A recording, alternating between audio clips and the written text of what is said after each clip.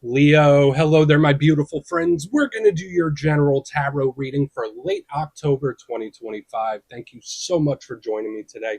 I appreciate each and every single one of you. So let's put this down and get right into it. We're going to get right down to business as usual and start you off with a quick oracle card here. Hope you're all doing fabulous and fantastic. Let's get it going here, my guide spirit team. Talk to me. What do we got for the lovely Leos in late October?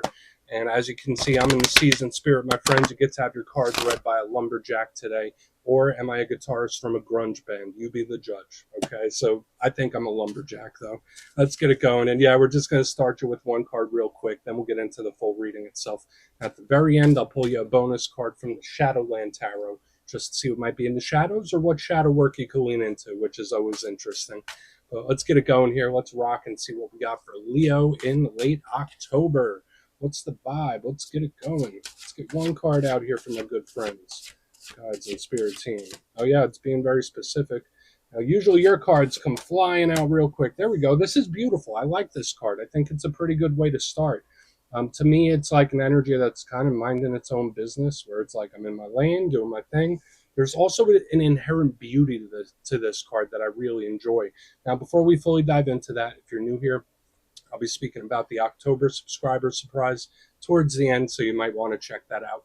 And also, if you could kindly illuminate that like button by tapping it right on its third eye, I'd greatly appreciate it. But enough of the promo, back into the reading. Let's talk more in depth about this card. So as you can see, we have like this little flock of birds. I'm not sure if they're cranes or storks, but we see this lady. She is, funny enough, dressed in costume within them. And to me, I always say that she's blending in. So when I see this type of energy in the front, I mean, for some Leos, maybe you're laying low. Maybe someone you're connected to is in lay low mode, where it's like, I don't want to cause issues. I'm just doing my own thing. I'm in my own lane, mind my own business. So again, whether that's someone else or you, to me, it's like I don't want any drama. I don't want any nonsense. I'm just doing my own thing here, which I think could be good. Now, the beauty aspect is a totally different message. When I see this, I think it's beautiful. So for some Leos, maybe you're doing something regarding your looks or how you present yourself to the world, whether it's a wardrobe change, whether it's something with the hair or the body itself. It's like the perceptions of others could be important too. So there could be changes of aesthetic. I will put it that way. But I really do love the energy this card presents because it's just very Venus-like to me. So we're going to let her chill right there. Let's get into tarot. And yeah, I always say that first card, it doesn't make or break the reading. It's just a little footnote. So let's get you 3 tarot cards in the upright. Then we'll get into that intuitive juiciness. Shuffle it up one time here for the beautiful Leos. What do we got in late October, please? And while we get this deck shuffled up and ready to go, let's talk about last week's reading. It seems for a couple weeks now, we've been getting a big focus on like other people's energy, where it's like it's been focused on the people around you or others. But the reading last week was titled They Have a Plan. It was extremely strategic. Now, when I say that, I'm not trying to make anyone nervous. Doesn't mean someone's planning your downfall. But to me, it just felt very strategic. So whether it's you moving in a very strategic way, maybe someone's approaching a situation involving you in a very strategic way, to me, it just felt very much set up, cut and dry. We're going to do this, that, and this. Like, not a lot of flex room. So we're going to see what shows up this week. As you know, energy is very fluid, never set in stone. So only take this how it hits for you, because we could be seeing your vibe or somebody else, right? Let's get it going. 3 cards here for my lovely Leos. What's happening? There we go. Nice and quick. Okay. 7 of Swords. I mean, again, if you're laying low, that could be a good energy, because to me, it's just very much off the radar. But obviously, whenever the 7 of Swords shows up, if you're a reader, you know that's something we most definitely need to investigate further. Let's get a couple more. I just don't like to go worst case scenario right from the jump. Okay. Okay, 10 of Wands. The fire-air combination, I saw a very similar thing in the Aries reading. I think I say that every week because it's like Aries and Leo energy. There always seems to be things that run similar within them, and this week is no exception to that. Now, let's go through. I'll give you some of the classical meanings and archetypes, then we'll get into that juicy, intuitive stuff. But at first glance, elementally, it's an energy I think you can work with. There's a lot of fire. That's your power element. That's your comfort element. And I think it's always important to analyze the elements and how they work with us with the 10 of Wands, 8 of Wands, realm of action, passion, drive, desire, energy levels, vitality. Those are all big things with fire energy. The only downside is the volatility. the explosiveness, the unexpected type of vibe that we get from it. And we do have the Seven of Swords, which in and of itself is a very hidden, secretive type of energy. And then you throw the fact that it's air, so we have the fire air combination. There could be a lot of things just popping up, popping up. Now that doesn't have to be a bad thing, but air energy is more about the mind, the logic, the strategic type of vibe. It's not super creative. It's like, this makes sense, this makes logical sense, and I'm going to do this. So the elemental mixture is something you can work with, but I am skeptical initially. So don't be surprised if there's certain things or people you're a little skeptical of. But let's go through this piece by piece and really start to build it out. Position number one, we start with the Seven of Swords. Now, again, don't get too freaked out by it. We see this individual wearing the fez. They got a whole bundle of swords in their hands, and they are making away with it. Okay, now I will say the positive part first, since I am an optimist. To me, this could just be a hidden energy, something you don't see yet, just something that's off the radar, hasn't shown up yet. I have no knowing or knowledge of it, so that's usually the best case scenario when it comes to this card. So whether it's things people are doing, and again, with a lay low type of energy, some of you might just be in that. It's like, I am off the radar. I'm going off the radar, or somebody is when this card is here. Now, when we get into the challenges of the Seven of Swords, sometimes it could be an energy that's not too trustworthy, or an energy you should be very skeptical of. This could represent thieves, this could represent people with funky intentions. So it's something we really want to dig into deeper here. And again, I don't want to start raising the alarm right now and say, warning, warning, warning. But it's just something that we need a lot more detail to. So we're going to tuck him in over here by the amethyst, and we will dig further. Now, moving to the middle, we have the Ten of Wands. And this, again, like all cards, has a positive and a challenge. In the good sense, the Ten of Wands is extremely determined, where it's like, if there's a will, there is a way. When there is something I've set my eyes on, I will get it. I will attain it. This is someone, if they have goals, they will see it through one way or another. That's big Leo energy, if you ask me. So I do like it. It's like, no matter how hard it gets, I will attain it. So it's like, keep going, keep pushing. However, this card is also burdened. It's not easy. So it can represent difficulty with situations or people, whether it's a physical burden, a mental burden, an emotional burden. It's just something that feels very heavy. So again, don't be surprised if it's you or somebody else where the energy just feels pretty dense and heavy. And we will look at it. I also say watch your physical health and wellness here. Maybe you need a bit of a rest if you've been burning the candle at both ends. The Ten of Wands could also represent areas like the neck, back, and spine. So for some of you, you might be holding tension there, even if you don't realize it. So we're just going to put that down. And another thing I'm getting here with the Seven of Swords and the Ten of Wands, there could be someone that may have bit off more than they can chew, or something is a little more difficult than they thought it would be, where it's like, oh, there's more to this, there's more complexity. Now, when we get to the back end, I like what I see with the Eight of Wands, because to me, it's as if the energy comes free, which is good. You see the Eight Wands cutting through the sky. To me, they always remind me of arrows. Now, this is a huge card of communication. Talks, back and forths. It's very fiery. It's very quick. One of the quickest cards in the tarot deck. So if we're talking about action, it's an energy that happens fast. If we're talking about someone doing something out of the blue, this could fit the bill. But again, it can just be a conversation, and we'll need to see what type it is. The downside to the Eight of Wands, we've kind of already hinted at it earlier within the reading. Since it is so fiery, it could take a left real quick, where it's like, that wasn't supposed to happen. The energy wasn't supposed to turn that way. So again, I think there's a lot of positives here. There could be something where if you keep pushing and keep working with it, you will see big results. I could see that for a lot of you. But at the same time, this can also be an energy you need to be very cautious of when we combine all of these. So I want to dive deeper on all of it, Leo. Let's do it. Let's jump in and clarify. Okay, let's get a good shuffle here for Leo gang. What's happening?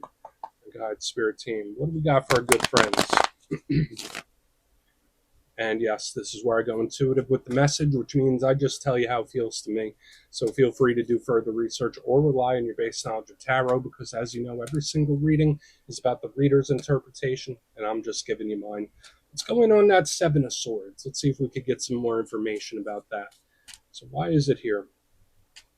And yeah, if you're a reader yourself, please feel free to play along. That's why the box is here. If you're feeling any messages you want to give to Leo, drop it in the comments. I don't mind at all. Okay, what is happening with the Seven of Swords? Thank you.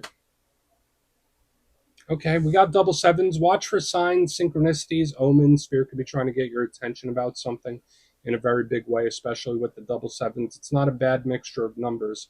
Um, but to me, it's somebody making something look easier than it should be or minimizing something. Okay. And that could fit a lot of different situations, right? But when I see the Seven of Swords with the Seven of Wands in reverse, it's like, yeah, no, it's no big deal. No problem. Don't even worry about it. So, again, don't be surprised if someone comes up in that type of energy in the coming days and weeks. There's just this energy of minimizing or minimization in one way or another. Now, the Seven of Wands is very similar to the Ten of Wands, which is right next to it. And again, we got more fire here. Um, you see this person, they're fighting, they're beating stuff back.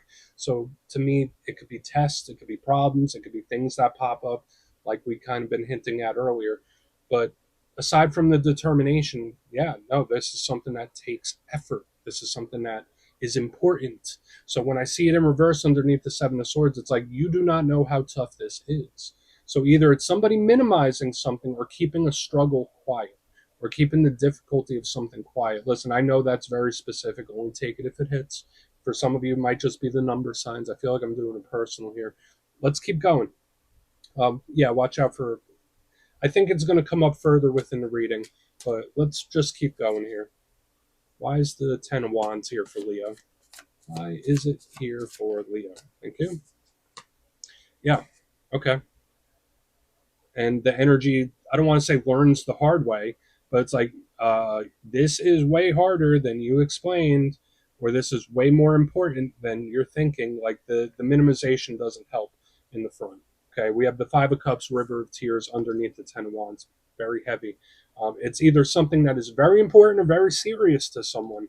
So I feel if this could be either an advice or someone that's going to show up in this energy where if someone brings a problem to you, or if you're bringing a problem to somebody else, um, to me, it feels like there is a seriousness or an importance to it where it's like, don't minimize it, take it seriously.